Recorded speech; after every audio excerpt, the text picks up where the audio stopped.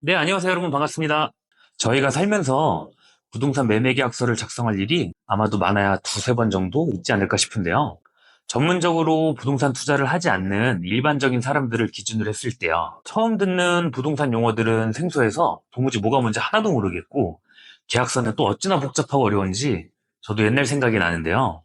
뉴스나 신문에서 본 부동산 사기 같은 사건들이 혹시나 나에게 일어나면 어쩌지? 라는 마음에 밤잠을 설치고 걱정하시는 분들도 많으셨을 거예요. 대부분의 부동산 소장님들은 문제없이 잘 처리해 주시지만 간혹 남의 일처럼 대충하는 소장님을 만나게 되면 도대체 누굴 믿어야 할지 모르겠고 불안한 마음에 계약을 파기해야 되나? 라는 생각까지 드실 수 있거든요. 저도 똑같이 모두 겪어본 입장에서 이번 영상을 통해 내일 당장 계약하러 가셔도 큰 무리가 없게끔 부동산 매매 계약 시 정말 중요한 7가지 주의점에 대해 알아보겠습니다. 영상을 끝까지 시청하시면 이제 더는 불안에 떨지 않고 마음 편하게 부동산 계약을 할 수 있게 되실 겁니다. 자, 첫 번째는 바로 상대방 신분증 그리고 신원 확인하기입니다. 간혹 마음이 여리신 분들은 신분증을 너무 뚫어지게 찾아보면 신뢰되는 건 아닐지 걱정하시는데요. 전혀 신뢰되는 일이 아니니까 꼭 상대방의 신분증과 신원을 빠짐없이 꼼꼼하게 확인해 주세요. 신분증에 있는 사진과 얼굴이 일치하는지, 실제 연령대가 맞는지, 신분증에 적힌 주소와 계약서에 적힌 주소가 다르지는 않은지, 만약 신분증이 조금이라도 의심스럽다면 1382 신분증 진위 확인 서비스나 민원24를 통해서 직접 확인하시면 됩니다. 대리인이 나오는 경우에는 반드시 위임장을 확인하셔야 하는데요. 지금 저희가 하는 이 계약에 대한 잔금 수령 같은 사항들을 모두 정상적으로 위임받은 것이 맞는지 확실하게 확인하셔야 됩니다. 또한 인감증명서와 함께 위임장에 날인된 인감도장이 혹시 다르지는 않은지 확인하셔야 하고요. 그리고 인감증명서는 꼭 발급한 지 3개월 이내의 것인지 확인해 주세요. 추가로 위임인과 수임인의 신분증을 모두 꼼꼼하게 확인해 주시고 위임하는 상대방의 연락처로 직접 전화를 한번 하셔서 이 계약에 대한 내용을 알고 있는지 대리인에게 위임한 것이 맞는지 반드시 확인해 주셔야 됩니다. 사전에 서로 협의되지 않은 상태에서 불쑥 정체 모를 대리인이 나왔을 경우에는 계약을 하지 않는 것도 하나의 방법이니까 참고하시면 좋겠습니다. 자, 두 번째는 바로 등기부등본과 건축물 대장 확인하기입니다. 대법원 인터넷 등기소에 들어가시면 발급받아서 확인해 보실 수 있는데요. 꼭 직접 발급받아서 확인해 보시길 추천해 드립니다. 흔한 케이스는 아니지만 등기부등본이나 건축물 대장을 위조하는 사람들도 있다고 하니까 만약 위조한 사실을 발견하지 못한다면 정말 큰 피해를 입게 되겠죠. 등기부등본은 갑구의 소유권 소유자와 을구의 저당권이나 전세권 같은 것들을 꼼꼼하게 확인해 주시면 되는데요. 등기부등본상 갑구에 표기된 소유자와 계약하는 상대방의 정보가 일치하는지 확인해 주시면 되겠고, 소유자 이름과 주민번호, 그리고 주소를 신분증과 함께 비교해 보시면 되겠습니다. 그리고 일구의 저당권이나 전세권 같은 것들이 설정되어 있는 경우가 있는데요. 만약 대출 금액을 상환하기로 했다면 정확히 언제 어떻게 처리할 것인지 이런 부분을 정확히 하시면 좋습니다. 추가로 계약서를 작성하실 때 동호수, 지번, 지목, 면적 등 이런 부분은 꼭 건축물 대장에 기재된 정보와 똑같이 작성해 주세요. 자, 세 번째는 바로 중개대상물 확인설명서 그리고 공제증서 확인하기입니다. 이건 공인중개사, 즉 부동산 소장님을 끼고 계약하는 경우에 해당하는데요.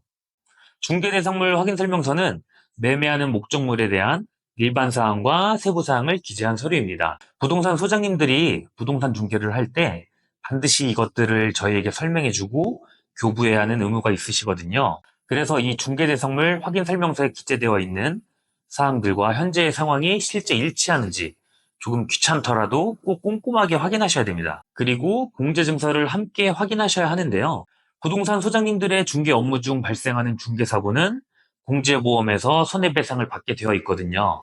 이렇게 중요한 공제보험 증서는 꼭 챙기셔서 내가 계약을 체결하는 동안 공제보험이 적용되는 기간인지 확인하고 보관을 하셔야 됩니다. 추가로 계약서를 작성할 때 매도인과 매수인 양측 모두 각각 정보를 기재하는 란이 있는데요. 이 정보들은 꼭 당사자들이 직접 스스로 쓰는 것이 좋습니다.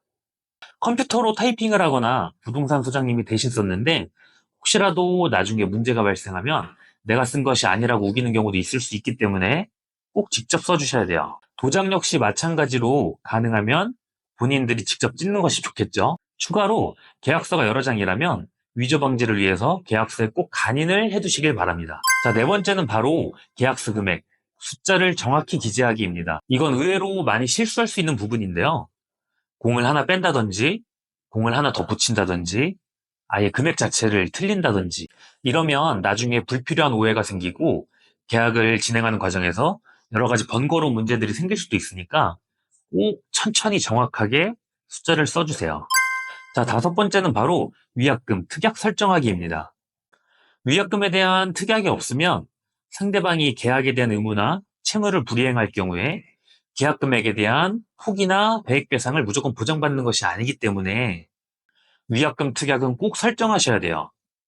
특히 부동산 가격이 급변하는 시기에는 매도자나 매수자 어느 쪽이라도 모두 변심해서 계약을 해지할 수 있기 때문에 손해배상 금액을 계약금 금액으로 한다는 문구를 기재해 주시는 것이 좋겠습니다. 부동산을 통해서 계약을 진행할 경우에는 보통 일반적으로 가계약 단계에서 소장님들이 양측에 문자로 해당 내용을 전달해 주시거나 매매계약서에 해당 문구가 기재되어 있는데요. 간혹 이 위약금에 대한 내용을 빠뜨리거나 아니면 개인끼리 직거래를 하시는 경우에는 미처 생각하지 못하고 빼먹는 경우가 있거든요. 잊지 마시고 꼭 위약금에 대한 부분 챙기시길 바랍니다. 자, 여섯 번째는 바로 중도금 설정하기입니다. 계약금과 잔금만 있는 경우 위약금에 대한 특약이 없다면 계약금 해제라고 해서 잔금을 치르기 전에 언제든지 계약을 취소할 수도 있거든요.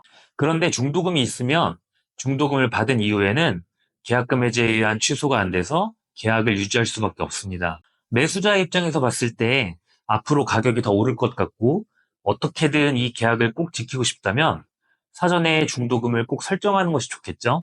설령 사전에 협의된 중도금이 없더라도 가계약금이나 계약금을 입금하신 이후에 중도금 명목으로 송금을 하셔도 됩니다. 반대로 가격이 더 떨어질 것 같거나 특수한 어떤 사건이나 이유로 인해서 계약을 유지하지 못할 가능성이 있다면 중도금에 대한 부분을 제외하시면 되겠죠. 자, 일곱 번째는 바로 중요한 사항들은 반드시 특약으로 기재하기입니다. 계약서에 반드시 넣어야 할 특약 사항들이 꽤 많은데요. 예를 들어 도배나 장판은 언제까지 누가 해주기로 한다든지 애완동물을 기르지 않기로 한다든지 이런 일반적인 것들이 있겠고요. 이외에도 집주인이 잔금 전까지 누수, 결로, 곰팡이 같은 문제를 해결한다거나 세금이나 공과금도 잔금 전까지 정산한다 같은 내용들을 포함시키는 것도 있겠습니다. 그리고 중도금이나 잔금을 대출로 지급할 경우에는 매도인의 협조가 필요한데요. 이럴 때는 대출 시 매도인은 적극적으로 협조하기로 한다는 특약을 포함시키면 좋겠습니다. 마지막으로 잔금을 치를 때는 현금, 계좌이체, 수표 중 어떤 방식으로 지급할지 미리 서로 협의해서 정하는 것이 좋습니다. 수표로 잔금을 지급할 경우에 은행에서 당일 즉시 출금이 안 돼서 매우 곤란한 경우가 생길 수도 있거든요. 이렇게 중요한 포인트들을 미리 체크하셔가지고 계약서 작성에 조금만 더 신경을 쓰신다면 나중에 발생할 수 있는 큰 문제를 방지하고 훨씬 수월하게 계약을 마치실 수 있습니다. 이번 영상에서는 부동산 매매 계약 시 주의할 점 7가지에 대해서 알아보았는데요. 정말 매우 중요한 내용들이니까 여러분들이 잊어버리지 않게 하기 위해서 다시 하나씩 말씀드려 보겠습니다. 자, 첫째, 상대방 신분증과 신원 확인하기. 둘째, 등기부등본과 건축물 대장 확인하기. 셋째, 중개대상물 확인설명서, 공제증서 확인하기. 넷째, 계약서 금액, 숫자 정확히 기재하기. 다섯째, 위약금 특약 설정하기. 여섯째, 중도금 설정하기. 일곱째, 중요한 사항 특약으로 기재하기. 꼭 잊지 마시고 부동산 계약할 때 떠올리셔서 여러분의 소중한 재산을 지키셨으면 좋겠습니다. 오늘 영상이 도움되셨다면 구독과 좋아요 부탁드립니다. 여러분의 성공적인 내 집 마련과 부동산 투자를 진심으로 응원하겠습니다. 모두 부자 되셨으면 좋겠고 영상 끝까지 시청해주셔서 감사합니다.